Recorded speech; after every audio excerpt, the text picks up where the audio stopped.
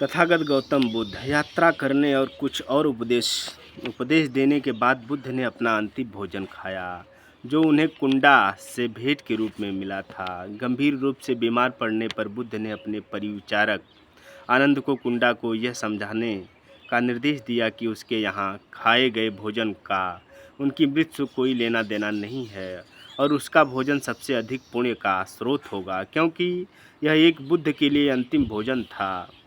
भिक्खु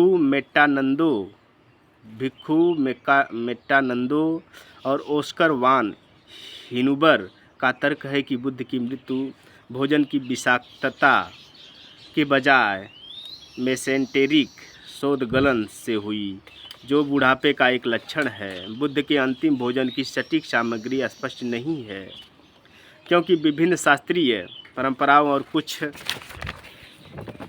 महापरिनिब्बाण सूत्र के अनुसार कुंडा के साथ भोजन के बाद बुद्ध और उनके साथी तब तक यात्रा करते रहे जब तक कि वे आगे बढ़ने के लिए बहुत कमज़ोर नहीं हो गए और उन्हें कुशीनगर में रुकना पड़ा, जहां आनंद ने साल वृक्षों के एक उपवन में विश्राम स्थल तैयार किया था। संघ को बड़े पैमाने पर यह घोषणा करने के बाद कि वह शीघ्र ही अंतिम निर्माण के लिए चले जाएंगे, बुद्ध ने एक अंतिम नवसिखियों को व्यक्तिगत रूप से संघ में नियुक्त किया। उसका नाम सुबद्धा था। फिर उन्होंने संघ को अपने अंतिम निर्देश दोहराए, जो यह थे कि उनकी मृत्यु के बाद धम्म और विनय उनके शिक्षक होंगे। फिर उन्होंने पूछा कि क्या किसी को भी शिक्षण के बारे में कोई संदेह है, लेकिन किसी को भी नहीं था। बुद्ध के अंतिम शब्द का कथित तौर पर थे, सभी संस्कार नष्ट हो जाते हैं, परिश्रम के साथ लक्ष्य के लिए प्रयास करें। अपमाद पाली वैधम संस्कार अपमादेन संपदेथा।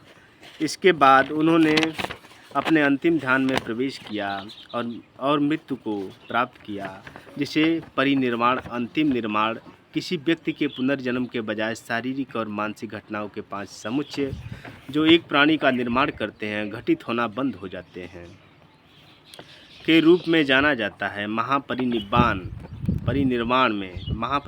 में बताया गया है कि अपने अंतिम ध्यान में उन्होंने लगातार 4 ध्यानों में प्रवेश किया, फिर 4 अमूर्त उपलब्धियों और अंत में निरोध समाप्ति के रूप में जाना जाने वाला ध्यान निवास मृत्यु के क्षण में चौथे ध्यान में लौटने से पहले हो गए।